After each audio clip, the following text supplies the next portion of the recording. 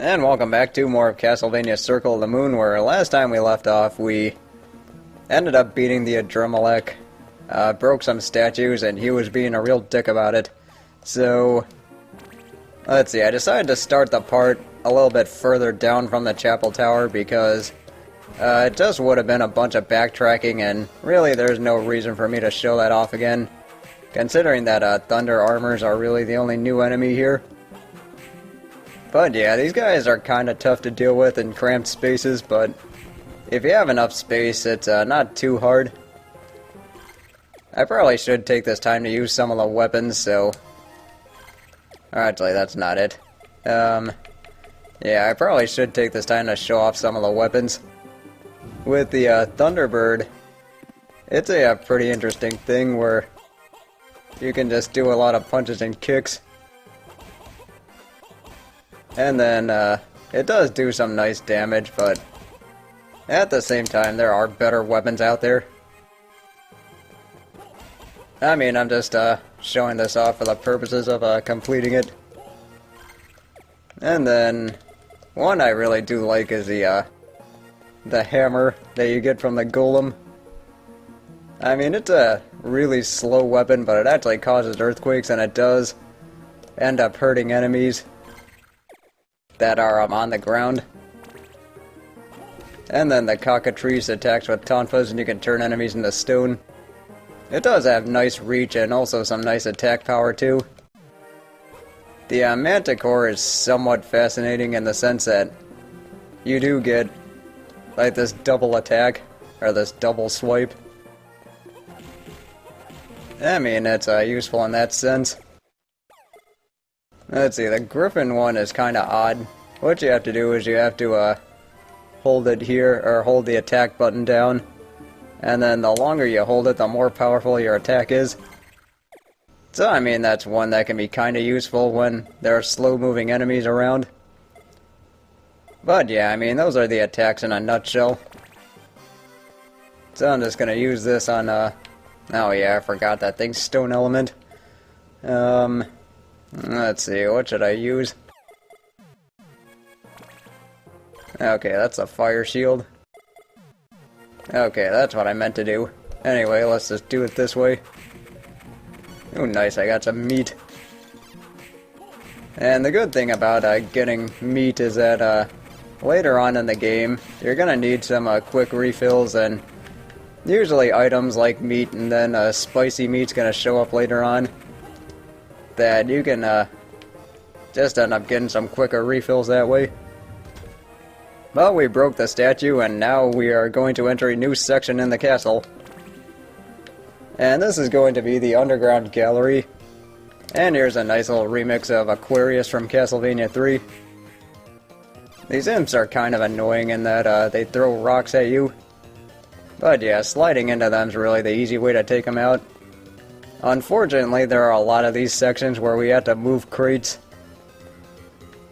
So we can't do anything about that, but we are actually going to get the item that allows us to move them at the end of this section. With this part, you do have to ride this thing, and then just time your slide accordingly like I didn't do. But I mean, the good news is they do give you a chance to retry it. Yeah, I think I went a little bit too early on that one. Although I could do without the brains respawning here. Alright, that's better. And then just for the sake of completing it, let's just get out of here now. But yeah, what I do like about the underground gallery besides the music, I mean, Aquarius is actually one of my favorite Castlevania tracks. But yeah, what I do like besides the music is that the creatures that show up in this section are actually probably the most interesting in this game. Alright, you get to die. And this is a little bit before the sprite swaps. And see, one thing I probably should demonstrate is the star bracelet, and depending on which arm you equip it on, you get a 25 point increase in certain stats, so we're just going to put that on the left arm to get better luck and better defense. And like I said before in previous videos, I am playing more for luck here, just so I can show off all the items and get everything in a timely manner. And since we're here, we might as well save. So let's just get going. There are going to be some secret sections, but I mean, there really aren't that many in this part.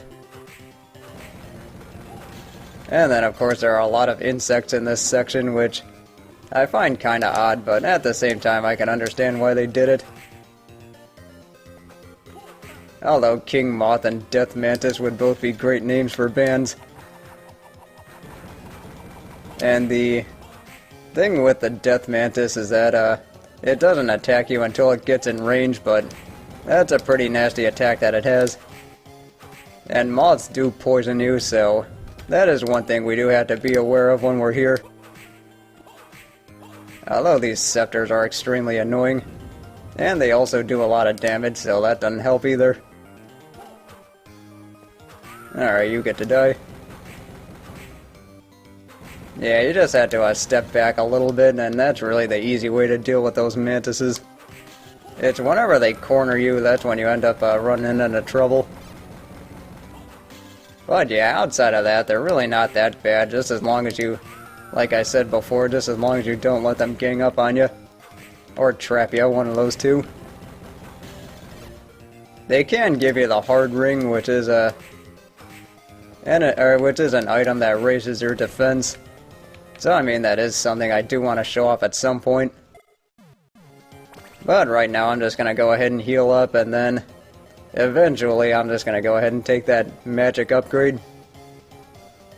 And that's just after I get this done here.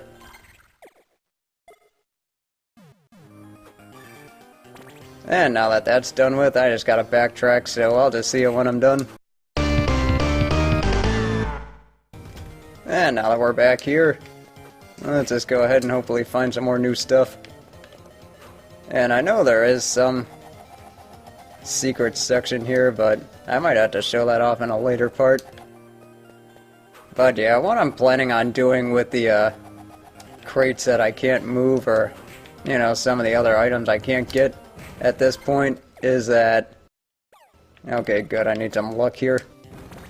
Is that, right after I get another item... Oh, crap. Let's see, we need antidotes. Yeah, unfortunately, this is the annoying part with this section, is that the bees can poison you, and then also the moths can poison you, and a lot of things can end up causing you a lot of trouble here. And then we get this plant creature, the man-eater, which is not a gold digger, and it does not use sex to its advantage. But that's just my random blurb about man-eaters. Then again, there was also a good song called Man-Eater. But here I am getting off on tangents some more while trying to whack some more things. Although I actually never noticed those statues in the background. Yeah, this is not a creature that I enjoy fighting against. Okay, good, I need that. Yeah, the poison armors are really tricky because they do have that cloud that follows you around, and that will poison you, of course. And also, they are much stronger than the other armors. I mean, comparatively to the ones we've seen so far. But yeah, the unique thing about the man-eaters is that they do have different attacks. And I will probably have to run into it, but they can rear back and then just spit a bunch of seeds at you. Which, fortunately, unlike Symphony of the Night, doesn't turn you into stone, which would really suck if it did. But, I mean, that's just something that we gotta deal with as we go on in this game. And speaking of which, we might see it here. So the easy way to avoid getting stung by the bees is that if you jump right before it attacks you, then it'll throw off its trajectory. So, I mean, there's at least that. Oh, nice, I need that. But yeah, the man-eater also has a valuable card, so I think I'm just gonna grind on this guy, and then I'll see it when I get it. Alright, we got it. This is the Diana card. So, let's see, what the Diana card does, it, well, let's just put it right here. Yeah, you can shoot a lot of pretty good projectiles from it. And, let's see, that card along with the Griffin combination is going to be extremely useful when we're fighting against the boss. Because we are actually getting pretty close to fighting that thing. So, let's see, we need to not get stung here.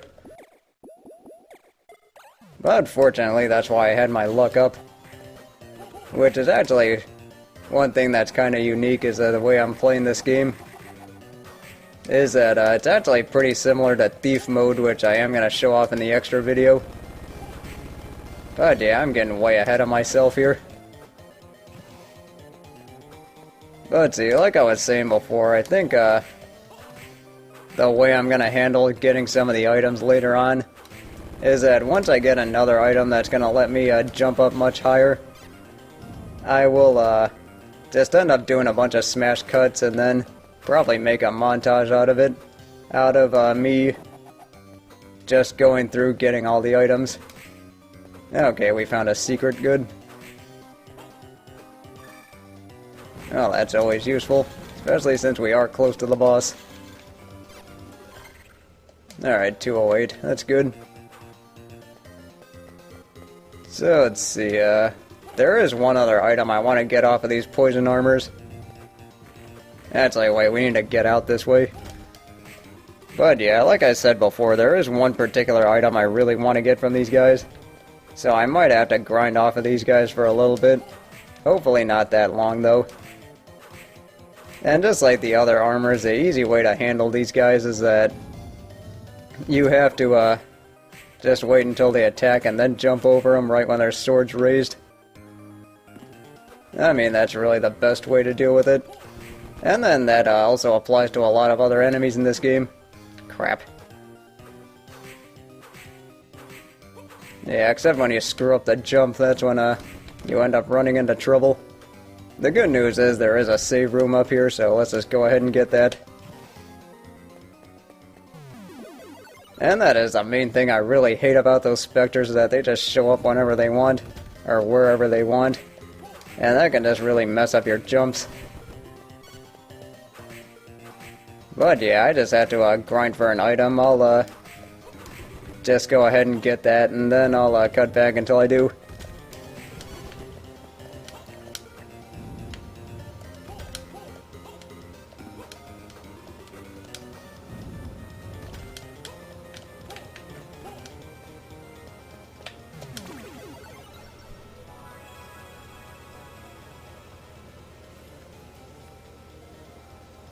Well, it took me a while, but I did get the item. And it's going to be the Rainbow Robe, which is going to be terrific for raising my intelligence as well as my defense. Just in time for the boss.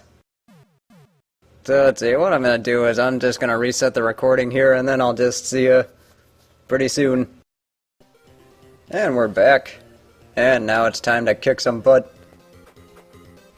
So let's see, we just need to, oh, there's nothing here. Oh, the good news is I can kill these specters quicker now. Yeah, by the way, I gained about 3 levels while grinding on those poison armors. And the good news is I don't have to worry about poison being a problem anytime soon. But yeah, what I'm doing now is I'm going to whip out Diana and Griffin. Because we are going to have to fight against the zombie dragons. And yeah, the way I'm going to go ahead and do this is just try and take out the left one as fast as I can. That's as soon as he shows up. Yeah, the tricky part about this boss is that you have to attend to a lot here. Now, why wasn't I hitting him there? Okay, yeah, that's what I wanted to do. And the unfortunate thing with this boss is that it is really easy to... or with this particular magic combination is that it's really easy to run out of enough magic to use this damn thing. And the tricky thing about this boss is it's actually a lot tougher when they're both of them on the screen, because you just have to worry about attacks coming from both sides. And I suppose the easier way to do this is just to get on one side and then just attack them accordingly. I mean, the good news is the claw doesn't hurt you, so, I mean, there is that. But the neck and the head do hurt you, as well as the multitude of attacks these guys have. And yeah, what is particularly annoying is that just that they, if one of them hits you just as you're about to attack the other. Oh god, fire. Yeah, this is gonna make this thing pretty tricky. And I'm gonna be saying that word a lot in this boss fight.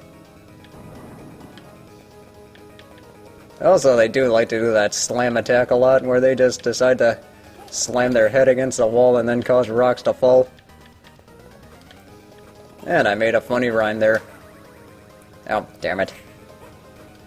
Okay, this thing's gonna shoot fire, isn't it? Yeah, this first part is probably the worst part, but... Okay, good, killed one. Yeah, that's why I'm using the Diana and Griffin combination, because you do need to just do as much damage to these things as fast as you can. And this thing will heal. If you kill one, it will heal by cannibalizing the other. So that's one thing I can try and cancel out with the Diana and Griffin attack. Or just the death wave, as I like to call it. Now I hit him with a whip instead. Oh, that's not fun. But yeah, once you get the left one out, the right one's going to be a lot easier to deal with. So let's see, do this again. Yes, the old saying of pitching defense and 3-run homers works well for this boss fight, because I'm at least getting my 3-run homers in. At least I think that's what Orioles manager Earl Weaver put it. Or that's the way he put it. Won plenty of World Series titles too. Alright, now can you... Alright, well I think I'm getting closer with killing this thing. And unfortunately with the strategy I chose, that's kind of the problem, is that the whip and the boomerangs just don't really do that much damage. So I kind of have to rely on the Diana and Griffin attack, and I keep missing, which is not any good. But I mean, at least I got the rainbow robe, so at least my intelligence goes up a lot quicker. Alright, sweet, I beat him. And that is the end of the twin zombie dragons. And for our efforts, we get the heavy ring. And now I can finally push those annoying crates. So what I'm going to do now is I'm just going to get Venus and Manticore going. And then I'm going to use that to restore my hearts. And this is really the easy way to do it, considering you get 10 hearts for every big heart. And then that ended so quickly I didn't even have to cut it. So let's just go ahead and get going here. And yeah, I think what I'm going to do is I'm just going to save. Yeah, so let's just take care of that now. But yeah, what I'm going to do is I'm going to save. And then I'm going to go ahead and call the video, so join me next time as I push some crates and hopefully find a new section. See you then.